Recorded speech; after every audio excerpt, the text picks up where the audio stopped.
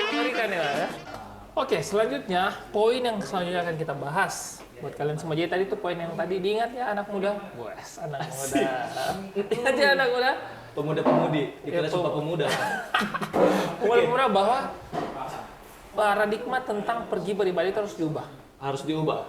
Itu bukan tentang organisasi gerejanya, bukan tentang gedungnya, tetapi tentang personalnya. Iya, relasi dengan Percuma Tuhan. juga lu ibadah, tapi hati lu tuh Nggak di dalam. nggak itu ya. Iya betul. Jadi gini, jangan sampai ibadah itu jadi satu formalitas. Ya, Nah, tapi lebih kepada hati ya. Itu lebih dinamis ya, dinamis dari segi hatinya. Bukan sekarang mau tanya nih, itu. lu ibadah karena apa? Setiap hari Minggu lu ibadah, kenapa lu ibadah?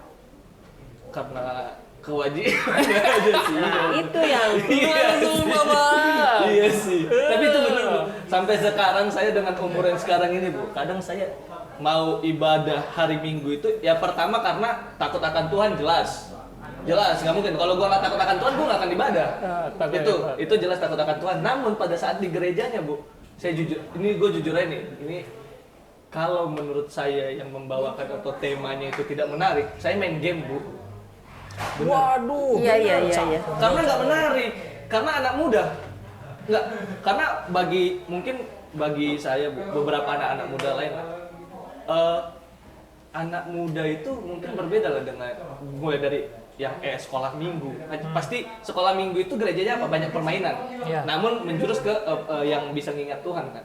Nah, kalau kita kan ibadah raya itu kan harus semua, harus ada orang tuanya juga, ada anak mudanya juga.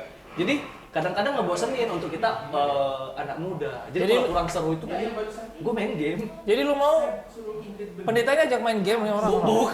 Bukan kayak gitu, maksudnya itu kalau pembahasannya kurang seru aja. Atau gue itu suka ada salah satu gereja dulu saya pernah datang sebelum saya ke gereja saya yang sekarang ya. Jadi itu menarik gitu Bu. Saya suka kalau misalnya pendeta itu lucu. Oh, ada salah satu anak gereja kita malah. Waktu saya kesana itu lucu. Jadi bisa kayak membangun suasana bahwa biar attention anak muda itu melihat ke pendetanya, ya kan? Gitu. Jadi nggak banyak sih. Maksudnya tuh emang gue juga agak kurang ajar kali ya. Oke, kalau yang itu tuh sebenarnya memang jadi PR-nya kita sama-sama ya. Maksud saya ini kerja kerasnya semua karena perbedaan generasi yang begitu cepat itu memang membuat kita semua harus kerja keras istilahnya.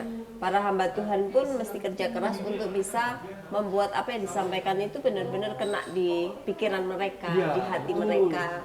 Kemudian kemudian juga, nah itu yang saya katakan bahwa hamba Tuhan itu memang kerja keras banget karena harus bisa antar generasi untuk menjembataninya bisa. Sementara apa yang disampaikan adalah berita yang boleh dikatakan tertulis ribuan tahun yang lalu kan. Alkitab itu kan tertulis ribuan tahun yang lalu untuk disampaikan ke dalam hari ini.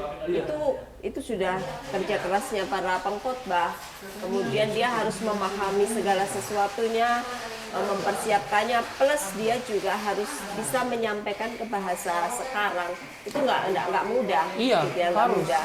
Nah, ini kerja kerasnya hamba Tuhan, tetapi juga bersyukur bahwa generasi lama, orang-orang tuanya kalian ya, itu adalah saya yakin orang tua yang dari kecil dulu dalam tanda petik mewajibkan lu mesti ke gereja. Iya pasti. Dan itu kan terngiang terus dan itu sesuatu yang menurut saya itu jasa mereka juga membuat orang muda sekarang kalau nggak ke gereja kan tetap ada rasa yang kurang begitu kan. Iya betul. Seperti itu. Sangat kurang. Benar seperti itu. Karena menurut saya gini Bu, banyak hamba Tuhan ataupun pendeta, banyak pendeta di gereja-gereja itu kan yang udah orang tua ya. Tapi saya juga baru tahu gitu Bu, bahwa itu juga jadi pergumulan ya jatuhnya kayak hamba Tuhan itu untuk menyesuaikan dengan, jadi harus kayak ibarat hamba Tuhan up to date.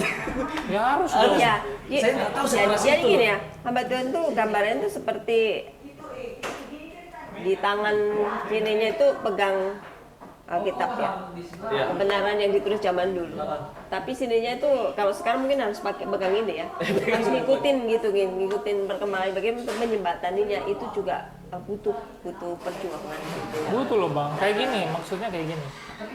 Intinya bagaimana menyampaikan hal-hal itu jangan sampai maknanya berubah. Oh itu jelas, karena kebenaran itu nilainya nggak boleh berubah. Sepanjang zaman itu akan tetap jadi kebenaran. Hanya saja Cara penyampaian dan aplikasinya yang Betul, berbeda, yang up to berbeda date, konteksnya. Nggak mungkin kita ubah juga isi Alkitab ya Bu ya. Enggak, Nggak masuk kebenarannya akal. enggak. Makanya itu tuh tak segampang itu, makanya nggak segampang itu. Mencari. Bukan. Jangan lanjutin sampai tak segampang itu aja. Oke, jadi Oke. gitu guys ya. Jadi kira-kira itu jadi lupa ada termasuk yang kayak gua nih. Kalau misalnya lupa ada itu kayak merasa bosen di gereja atau di gimana pun ya, kalau bisa mengerti juga lah, hamba Tuhan atau pendeta juga susah loh untuk membuat hal itu menjadi up to date. Yang dipikirkan bukan hanya kita doang coy. Lu. Jadi iya gua juga Lu. jadi ya itu pelajaran tapi bagi saya Iya, Bu. untuk semua juga. Jadi ada juga di Firman kan bilang begini, apa yang ingin orang lain perbuat kepadamu, perbuat terlebih dahulu kepadamu. Jadi kan kita nggak pingin ketika kita ngomong terus nggak didengar orang. Iya juga. Iya kan? Jadi kalau kita nggak pingin kita ngomong terus nggak didengar orang, ya jangan dilakukan terhadap orang lain kan. Seperti firman mengatakan apa yang tidak ingin orang lain atau orang lain ingin kamu ingin orang lain perbuatlah begitu Terlebih dahulu, ya, dahulu betul. seperti itu kan. Tapi kadang memang ada orang yang ngomong janji-janji terus pas waktu menjabat nggak jadi. Sorry. Kita tidak membahas Itu tentang beda. itu, Bang. Sudah kita membahas hal yang lain. Itu. Oke, next. Biar nggak semakin. Nah, sekarang gini. Sekarang lebih ke personalnya sekarang nih, ya. Kayak gini. Itu tadi dari sudut orang-orang yang nggak memiliki, maksudnya penasaran sama kekristenan dan sebelum mengetahui. Sekarang orang yang tahu tentang kekristenan, kayak gini nih. Ada orang yang istilahnya bilang kayak sorohani kayak gitu. Maksudnya apakah harus emang kalau saya kekristenan benar saya harus radikal banget biar kelihatan bahwa wah Harus kelihatan banget ya. Kristian lu, iya. kekristenan lu baik banget. Gila. Tiap hari ke gereja, tiap jam menit waktu jam, gitu. tiap menit baca Alkitab. Gini ya, sebenarnya yang menilai kekristenan seseorang mantap atau enggak gitu ya, itu kan Tuhan kan, gitu ya, Iya, Tuhan benar. ya, gitu ya, bukan orang. Justru gini, kalau kita lihat di Alkitab tuh sejarahnya ya orang-orang Farisi yang namanya Farisi, itu kan mereka melakukan segala sesuatu secara lahiriah supaya dilihat orang, supaya nampak bahwa dia itu rohani banget, Orang begitu. Farisi yang di depan-depan gereja waktu di Iya. Alkitab tuh bilang Iya, di depan-depan, di jalan-jalan dan semuanya itu. iya, orang Tapi kan motivasinya supaya dilihat orang. Dan Tuhan bilang apa? Dia sudah dapat upahnya. Upahnya yaitu dipuji orang, tapi di depan Tuhan enggak. Jadi saya sih lebih suka memakai istilah militan ya. Bukan fanatik ya. Kalau fanatik itu kan kayaknya kaku gitu ya. Harus kayak nampaknya kayak gimana gitu. Militan itu kan fleksibel ya, luas. Kan kekristenan itu sebenarnya menempatkan kita jadi fleksibel dengan lingkungan. Sama seperti gini. Maksud saya Paulus pernah ngomong sih ya. Kalau di istilahnya Alkitab ya, ini kata-kata Paulus yang kukutip. Jadi kalau dengan orang Yunani aku berperilaku seperti orang Yunani, dengan orang Yahudi aku berperilaku seperti orang Yahudi. Artinya maksudnya gini, bisa masuk di dalam semua lini masyarakat gitu ya, tanpa harus menunjukkan kekakuannya yang nanti orang justru menilai kayak isok banget begitu Iya. gitu ya. Ya kita bisa saja kok berkumpul dengan siapapun. Yesus sendiri juga berkumpul dengan orang-orang berdosa tanpa dia melakukan dosa, ya kan? Bukankah itu jadi teladan yang baik buat kita? Kita bisa berkumpul dengan contoh ya anak muda yang melakukan ya menurut banyak orang itu kejahatan-kejahatan gitu ya atau hal-hal yang nggak baik, kita tetap bisa masuk tanpa harus melakukan apa yang dilakukan. Dan itu justru militannya kelihatan di Benar. situ gitu. Gue pernah bang, sabar. Gue pernah bang. Gue punya teman yang apa namanya dia radikal banget. fanatik berarti ya. fanatik. Militan tadi kalau kata ibu militan ya. Bu? Enggak, dia Militan nggak itu militan. juga. Kalau Fanatik. Fanatik. Kalau militan kayak tadi, dia ini fanatik banget. Kayak harus banget kelihatan Kristennya. Iya, tahu nggak? Kita ngumpul. Ini waktu saya ingat SMA. Salah satu teman punya gantungan kunci One Piece. One Piece. Lu ngomong gitu kedengeran Gak apa-apa, lanjut. Gak apa, nggak masuk. Dedit set bisa ya. Oke, One Piece. One Piece. Lambang One Piece itu dia. Terus tiba-tiba dia datang. Terus dia lihat. Iya, lanjut. Terus dia 5 menit lagi. terus dia lihat. Terus dia datang tuh langsung dia langsung ngomong kayak gini. Itu harus kau buang. Kalau nggak saya nggak mau. Gara-gara lambang One Piece. Gantungan kunci. Oh, gantungan kuncinya gara-gara lambang Itu One Piece. setan. Ngomong kayak gitu. Emang ada kayak gitu, Bu? Ada Dulu sih lagi ini ada dibahas. sih kelompok-kelompok yang menganggap seperti itu, menghakimi segala sesuatu sehingga merasa bahwa ini loh seperti kayak terjadi polarisasi gini loh. Gua orang kudus gitu ya. Ya. Kamu orang ini. Kamu orang yang enggak. Jadi kita nggak bisa sama-sama. Padahal enggak, Tuhan tuh kan memanggil kita enggak seperti itu. Lu nonton Naruto, Bang? Iya. Dianggap lu berdosa, sesat. Lihat aja Yesus itu kan Tuhan. Dia adalah Tuhan, benar-benar dia Tuhan. Tapi ketika mengambil rupa menjadi manusia, dia jadi manusia tanpa harus melakukan dosanya manusia. Betul. Seperti itu. Gua baru tahu sih kalau gambar-gambar ya. Gua baru tahu kayak gambar ataupun karakter-karakter itu saya baru tahu. Itu ada Dulu ya. Kalau sekarang udah nggak terlalu. Ada juga. Tapi sekarang dalam bentuk yang lain ya. Maksudnya bisa saja ya seperti itu anti terhadap bentuk-bentuk yang lain. Kalau saya sih merasa bahwa di mana marketplace kita, kalian anak muda kan marketplace-nya kan teman-teman semuanya. Jadi justru fungsinya sebagai garam dan terang itu difungsikannya di tengah-tengah marketplace yang seperti itu. Tapi ya makanya kuncinya mesti kuat karena kalau enggak justru nanti ke bawah gitu loh. Tapi gini kok, saya punya kayak ini kah ilustrasi gini deh. Kan kalau kekristenannya hidup, dia nggak akan terpengaruh lingkungan, sama seperti filosofinya bahwa ikan laut itu nggak asin kan, kecuali dia mati kan. Iya. Walaupun dia tinggal di Padahal di air asin. Nah itu karena apa? Hidup. Tapi kalau mati asin juga Asin kan. juga, Nah iya. gitu. Makanya kalau kekristenannya hidup, it's okay, nggak masalah. Nah, itu mulai dari gambar, terus lingkungan. Ini juga menarik, salah satu hal yang kayak ini juga ya mungkin saya juga termasuk di dalamnya, Bu. Soal orang yang ngerokok, Iya. anak muda, rokok dan minuman keras. Bu. Jadi Minum dulu bang. Ya.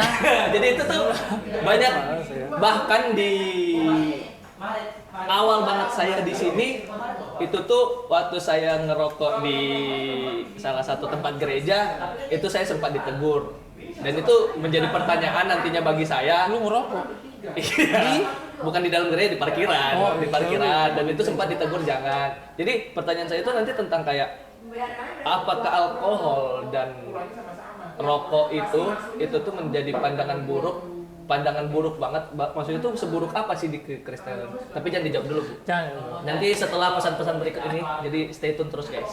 Oke.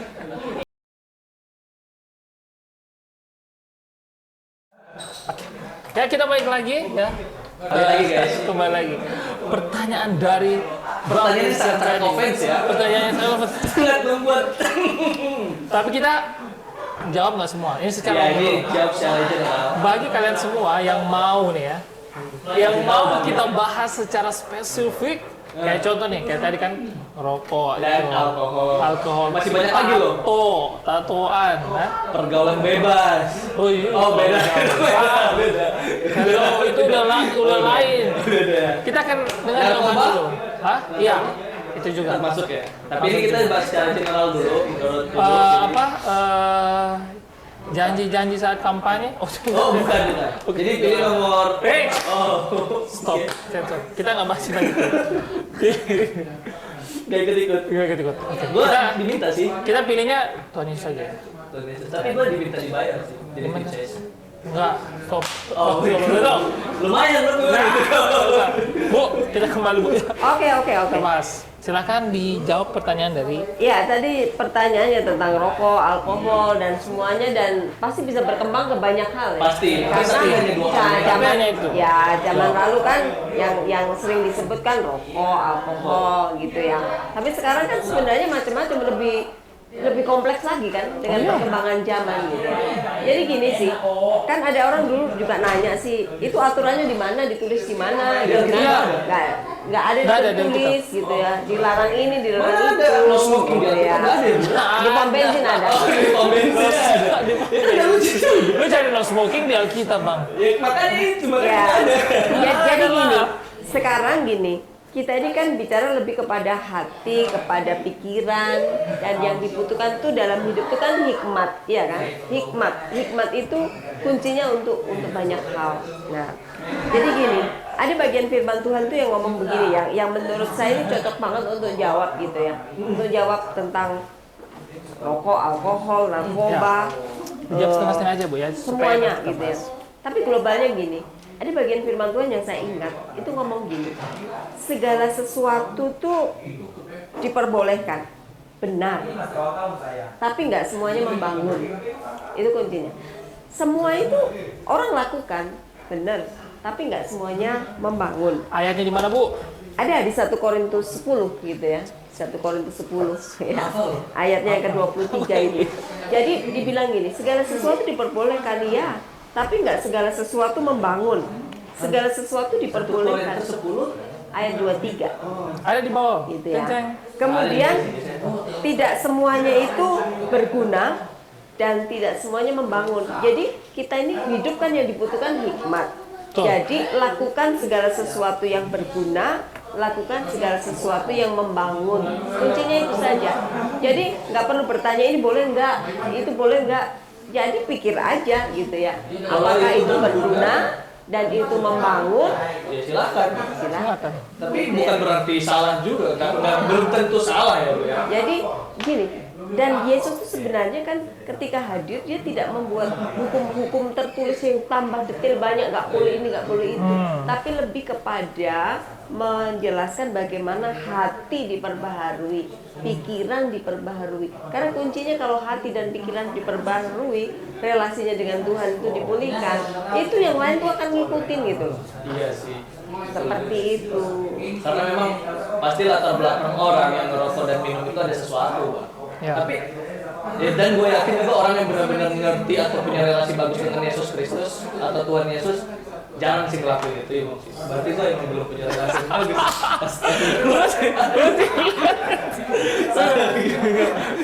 Berguna atau nggak berguna? Membangun. Membangun atau nggak membangun?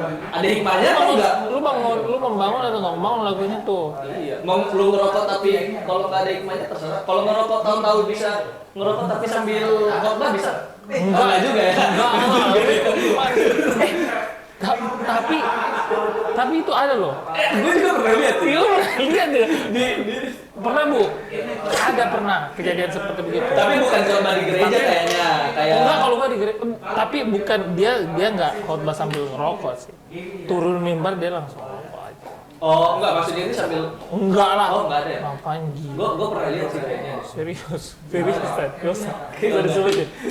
Kita nggak bahas panjang tentang itu guys ya, karena kalau kalian mau dibahas panjang tentang itu, kalian bisa komen di bawah. Guys. Untuk kita membahas, kalian mau bertanya apa atau next episode kita mau bahas apa? Silakan request. Kita akan hadirkan narasumber dari Sabang sampai Merauke dari iya bisa. Yang bisa ya? Bisa saja. Dari Sabang sampai ke Merauke. Kalau ada sponsor. Dari luar negeri juga bisa kalau ada sponsor. Boleh. Bill Gates. Bill Gates mau ngomong apa dia Bill Gates ini? Mungkin itu secara umum ya soal alkohol dan rokok di kekristenan. Nanti kita akan Tapi ya kita lebih bahas lanjut lagi. Oke. Mungkin gini kali guys, karena ini udah menunjukkan pukul 2 Nggak. subuh. Oh belum ya? Karena kita udah hampir 2 hari podcast lah ya, kita bahas. Nggak makan ya? Nggak makan. Pantes kurus gue. Jadi mungkin boleh Bu sedikit kata-kata bukan dibilang motivasi. Kesimpulannya aja. Nggak mungkin Bang. Kalau kesimpulan susah Bang. Kan belum dirangkum ini gila. Jadi kayak ini Bu, Pesan dan kesan untuk anak muda agar bisa relasi kekristenannya itu lebih baik. Kalian bisa memahami tentang tema kita ini. Nah, lebih baik tentang kekristenannya itu. Kesannya untuk anak muda. Silakan. Oke. Ya, jadi untuk teman-teman muda, anak muda semua. Jadi gini, bicara kekristenan sekali lagi itu bukan bicara tentang identitas agama Kristen, loh. Bukan. Tapi kekristenan itu lebih kepada bagaimana punya relasi yang benar dengan Kristus. Itu lebih utama di situ. Itu yang bernilai. Dan kekristenan itu berarti seseorang yang percaya tentang pribadi Yesus dan karyanya dan menerima dia di dalam hatinya. Dan kekristenan itu nggak disimpan. Kekristenan itu ada implementasinya. Implementasinya adalah dengan ibadah salah satunya, baik secara personal maupun komunal. Kemudian juga hidup selaras dengan teladan Kristus, karena Kristen itu kan Kristus ya. Kata Kristen itu sebenarnya Kristus kecil ya. Jadi mengikuti teladan Kristus. Jadi untuk anak-anak muda sekali lagi perhatikan, bukan label agama, bukan itu ya, bukan itu. Tapi utamanya adalah bagaimana kalian, kita semua itu punya relasi yang benar dengan Kristus, dan itu inti dari kekristenan. Itu inti dari kekristenan dan diwujud nyatakan dalam perilaku di marketplace-nya kalian, di kampus kah, di tempat kerja, di lingkungan, sampai artinya teladan Kristus itu yang diikuti begitu ya. Bukan fanatik dalam arti kaku banget, enggak gitu ya, enggak, bukan itu. Karena Kristus pun datang dengan begitu lembut, dengan begitu fleksibel. Ingatlah, tetap hidup bersama dengan orang berdosa tanpa harus melakukan dosa. Iya. Masuk Pak Eko. Masuk Pak Eko. Tetap hidup bersama orang berdosa tanpa melakukan dosa. Itu quotes yang keren sekali ya.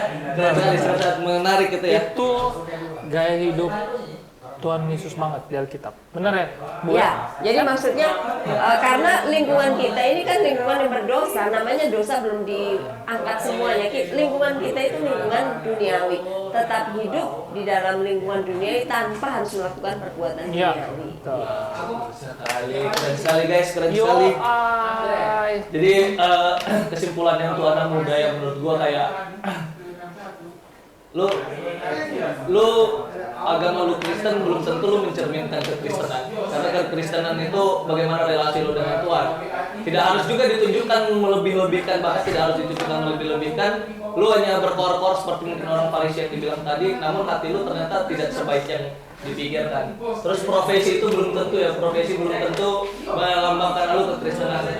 Mungkin seperti dibilang tadi, majelis hamba Tuhan bisa saja juga melakukan tindakan-tindakan yang tidak mencerminkan kekristenan.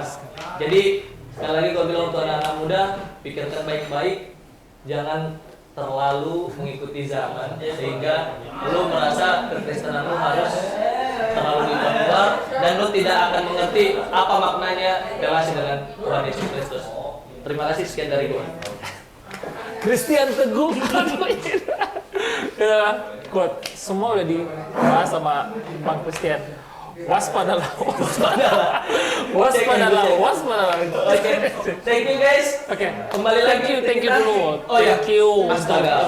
Ibu. Terima kasih Ibu sudah datang, meluangkan waktu sampai tengah malam loh ini. Tengah malam. Bayangkan, jadi jangan bosan-bosan Bu, mana tahu nanti kami ada bertanya. Kita ada tema lagi nanti mungkin ke depannya. Mungkin bisa jadi ini lagi, ya, Ibu. atau di short ya kan, di short YouTube. Minta tolong Bu, ini ada pertanyaan. Iya.